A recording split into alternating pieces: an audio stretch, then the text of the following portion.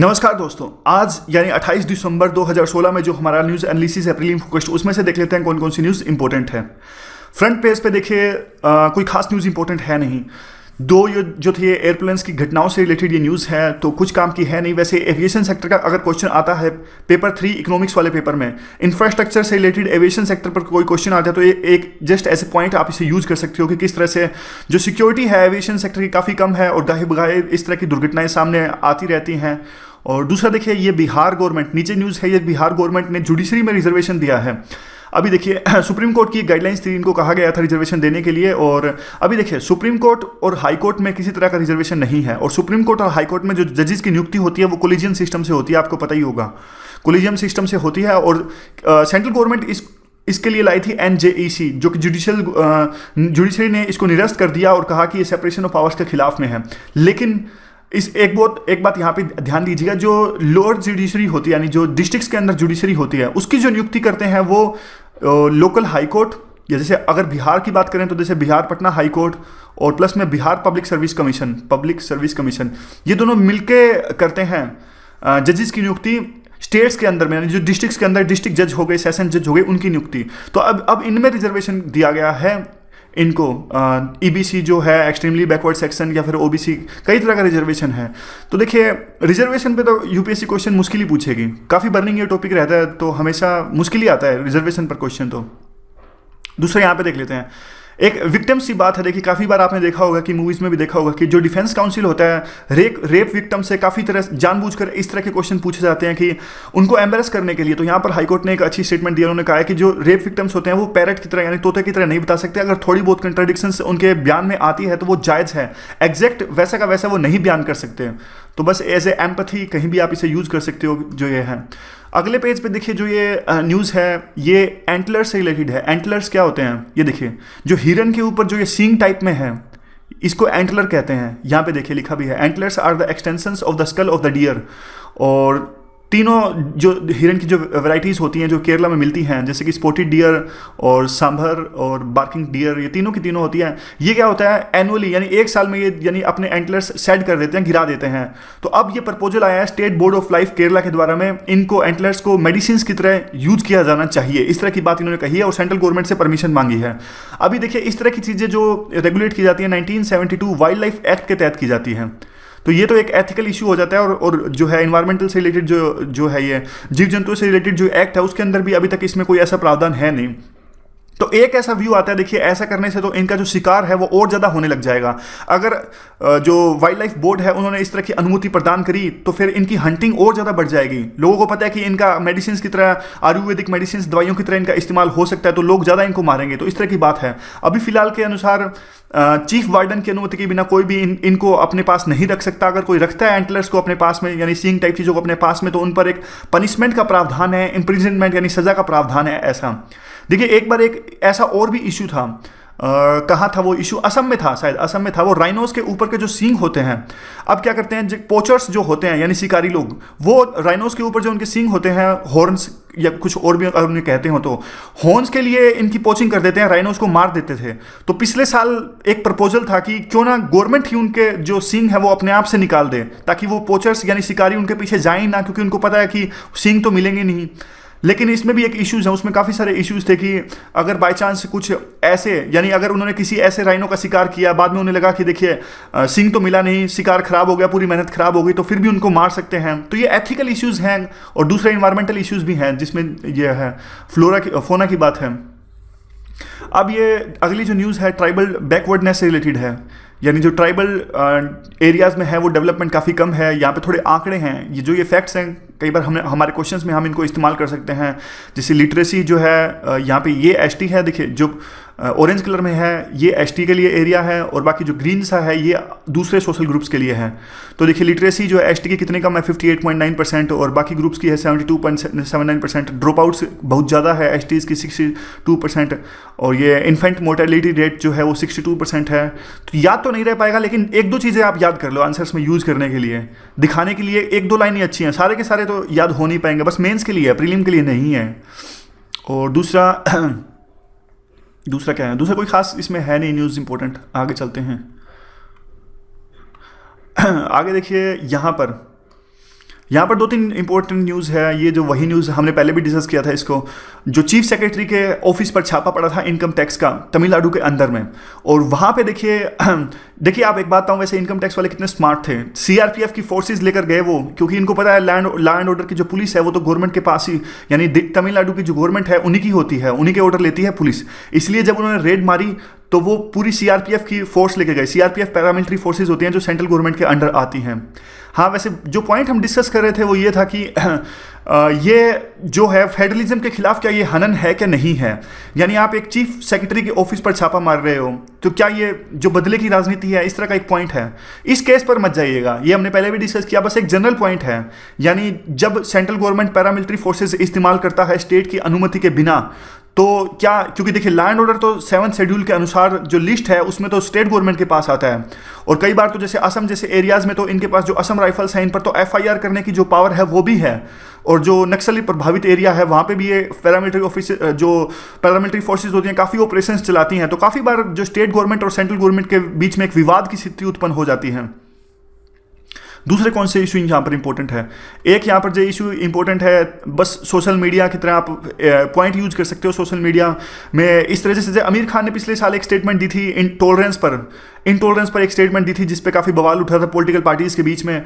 तो एक ये है कि कैसे जो हमारी सोशल मीडिया होता है, सोशल मीडिया यानी ये सारे के सारे फेसबुक, ट्विटर और इंस्टाग्राम, ये सारी चीज़ें जो हैं इन पर कैसे जो पब्लिक ओपिनियन है उनको मोबिलाइज किया जाता है। जैसे कई बार आपने भी देखा होगा कि कुछ गलत न्यूज़ होती है उनको बार बार शेयर किया जाता है, और काफ़ी बार ऐसा होता है। तो बस एक पेपर 3 में सोशल मीडिया का इफेक्ट्स है, उसमें ये भी नेगेटिव पॉइंट यूज़ कर सकते हैं। तो काफ़ी नेगेटिव पॉइंट्स होते हैं, जैसे ट्रम्प को जिताने में, हराने में, हमारे देश में राइट्स में काफ़ी इनका यूज़ किया जाता है सोशल मीडिया का। तो नेगेटिव पॉइंट्स काफ़ी उसका होते हैं, कैरेक्टर असैसिनेशन, गलत ढंग से पेश करना, फेक न्यूज़, मॉफ्ड न्यूज़, जो ISIS होते हैं वो भी इसका इस्तेमाल करते हैं। तो ऐसे ऐसे डिफरेंट एंगल्स मान के हमारा आंसर कंप्लीट हो जाएगा। ये जो एक न्यूज़ है वो मेंस के लिए ही है, आज प्रीलिम के लिए कुछ है ही नहीं, तो कहाँ से लाएं न्यूज़। तो मेंस के लिए देखिए ये न्यूज़ ये है कि जो फॉरेन पॉलिसी है हमारी, आज इस जो ये साल था 2016 का, हमारी फॉरेन पॉलिसी से रिलेटेड कैसा रहा। कल परसों आपने देखा होगा TPS श्रीवास्तव ने एक अच्छा आर्टिकल एडिटोरियल में दिया था। उन्होंने मोदी के 2.5 साल के कार्यकाल को फॉरेन पॉलिसी की दृष्टि से देखा था। तो इसमें सुशासनी हैदर जो इसके लिए लिखते हैं, द हिंदू के लिए लिखते हैं, इन्होंने भी ऐसा ही कहा। इन्होंने कहा देखिए जो मल्टीलेटरल फ्रंट है, मल्टीलेटरल फ्रंट जैसे कि सार्क इस बार कुछ खास नहीं कर पाया और सार्क समिट को कैंसिल कर दिया गया। आपको याद होगा जब पाकिस्तान के द्वारा जो यूरी अटैक करवाया गया था हमारे देश के अंदर, इसका विरोध करते हुए हमने सार्क समिट में जाने से मना कर दिया था, फिर आखिरकार इसे कैंसिल करना पड़ा था। बाद में ये कहते हैं UN में भी हमने एक आतंकवादी कन्वेंशन यानी comprehensive convention on terrorism something like that, वो हमने 1996 से एक पास करवाने की कोशिश कर रहे हैं UN के अंदर में। वो UN में भी ये पास नहीं हुआ है टेररिज्म के नाम पे। क्यों? क्योंकि देखिए एक टेररिज्म की डेफिनेशन पर ही सहमति नहीं बन पा रही है। एक देश का टेररिस्ट दूसरे देश के लिए हीरो होता है, तो इसलिए अलग देश से, जैसे टर्की का एग्जांपल ले लीजिए, टर्की वाले ISIS को सपोर्ट करते थे पहले, अभी नहीं पहले सपोर्ट करते थे। उनको लगता था कि वो कुर्द से बचने के लिए, यानी जो कुर्द उनके देश में अलग देश की मांग कर रहे हैं और उनकी मांग को डाइल्यूट करने के लिए हम ISIS का सपोर्ट कर देते हैं। तो अलग अलग ये डेफिनेशन होती है टेररिज्म की, इसलिए UN जो है वो भी काम नहीं कर पाया अच्छे से। एडहोक है UN, इसमें लिखा जाता है कि जो UN अब बॉडी है एक एडहोक हो चुकी है, पॉलिसी पैरालिसिस UN के अंदर में है। NAM में इंडिया नहीं गया इस साल। जो NAM नॉन अलाइन मूवमेंट का जो एक समिट था वेनेजुला में हुआ, उसमें हमारे देश के प्रधानमंत्री नहीं गए। ये सिर्फ दूसरी बार था पूरी हिस्ट्री के दौरान। एक बार मोरारजी देसाई नहीं गए थे 1978 के आसपास, इस बार मोदी नहीं गए, वाइस प्रेसिडेंट गए थे इसको अटेंड करने। तो एक तरह से साफ साफ संकेत यह मिलता है कि हम NAM को जो है वो इग्नोर कर रहे हैं। एक NAM को इग्नोर करने का कारण यह भी है, देखिए ये आजकल जो NAM है, जैसे वेनेजुला है, ईरान है, ये लोग जो है एंटी वेस्ट हैं, एंटी वेस्ट लोग ज़्यादा इस्तेमाल कर रहे हैं NAM को, यानी वेस्ट के खिलाफ में प्लेटफॉर्म ज़्यादा बन के उभर रहे हैं। तो इंडिया आजकल वेस्ट के साथ ज़्यादा दिख रहा है, जैसे US के साथ में हमारे रिलेशन ज़्यादा अच्छे हैं, तो NAM को इसीलिए हम इग्नोर कर रहे हैं।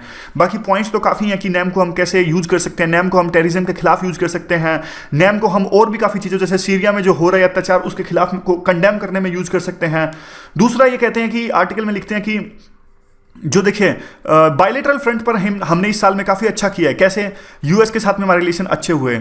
इवन जो सऊदी अरेबिया और दूसरे कंट्री हैं, सऊदी अरेबिया और UAE और कतर वगैरह जो है मिडिल ईस्ट की कंट्रीज़ हैं, इनके साथ में हमारे रिलेशन इस साल काफ़ी अच्छे हुए। और बजाय इसकी जो ये OIC एक ऑर्गेनाइजेशन है उसमें इंडिया को, यू कैन से इंडिया को क्रिटिसाइज किया जाता है। ये सब जो कंट्रीज़ हैं, सऊदी अरेबिया, UAE, OIC के मेंबर्स हैं, फिर भी वो इंडिया के साथ रिलेशन अच्छे कर रहे हैं, तो कहीं ना कहीं हमारे लिए एक अच्छा संकेत ही है। तो कहने का मतलब आर्टिकल का कंक्लूजन यही निकलता है कि इंडिया के जो रिलेशंस है बायलेटरल लेवल पर अच्छे हो रहे हैं, लेकिन मल्टीलेटरल लेवल पर हम कहीं ना कहीं लैग कर रहे हैं। बिम्स्टेक हम लाने की कोशिश कर रहे हैं, एससीओ में हम गए, तो उसी हिसाब से ये आर्टिकल था।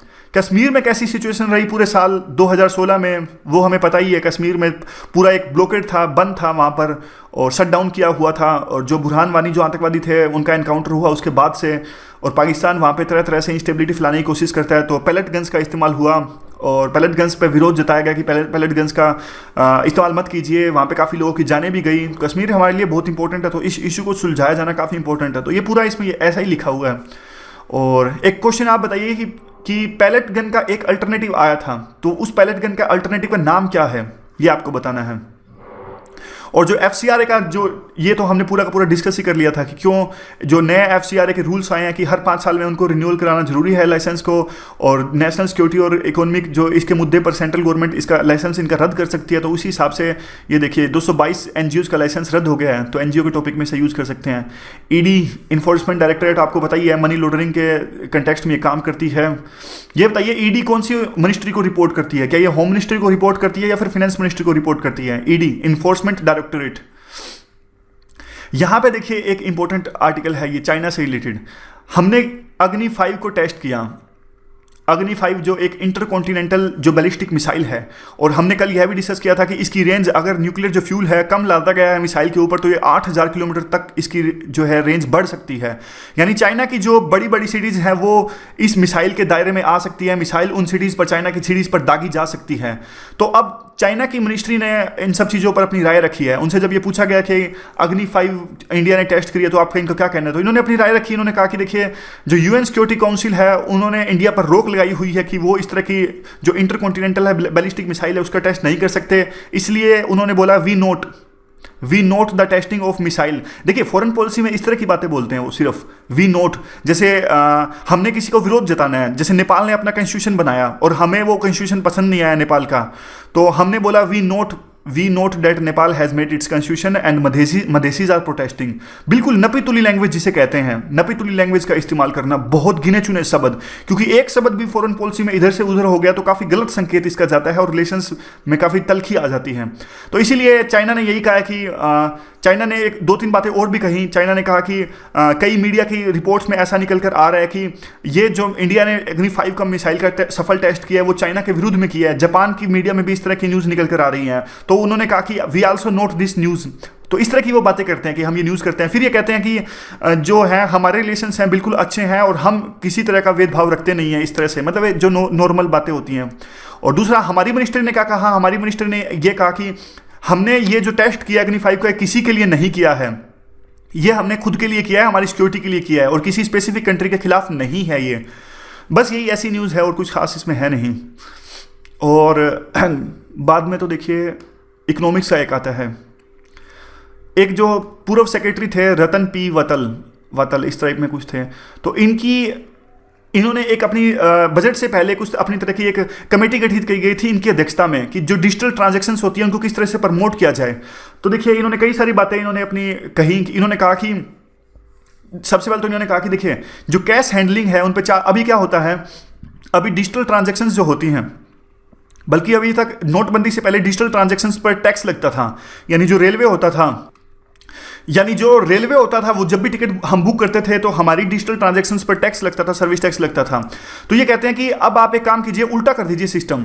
अब आप ऐसा सिस्टम बना लीजिए कि अगर कैश से कोई एक लेवल से ज़्यादा ट्रांजैक्शंस करता है तो उन पर चार्ज लगना चाहिए। यानी 1 लाख से ऊपर या फिर कुछ भी एक स्पेसिफिक अमाउंट ये बताएंगे तो क्या होगा, 1 लाख से ऊपर कोई कैश में लेन देन कर रहा है तो उस पर एक एक्स्ट्रा टैक्स लगेगा। पहले ये डिजिटल ट्रांजैक्शंस पर लगता था। तो इस तरह की काफ़ी रिकमेंडेशंस इन्होंने कही है या फिर विचार इन पर चल रहा है। देखिए जिस तरह से ये कहते हैं कि जो पैन कार्ड होता है अभी 50,000 से ऊपर हम अगर बैंक में पैसा जमा कराते हैं तो हमें पैन नंबर बताना पड़ता है। तो अब ये कहते हैं कि ये अमाउंट घटा दिया जाना चाहिए, कुछ 25,000 कर दो या फिर 20,000 कर दो कि 20,000 से ऊपर कैश में अगर जमा कराता है तो कैश से लेन देन करता है तो उसमें पैन कार्ड नंबर देना जरूरी है। तो इस तरह की बातें कर रहे हैं।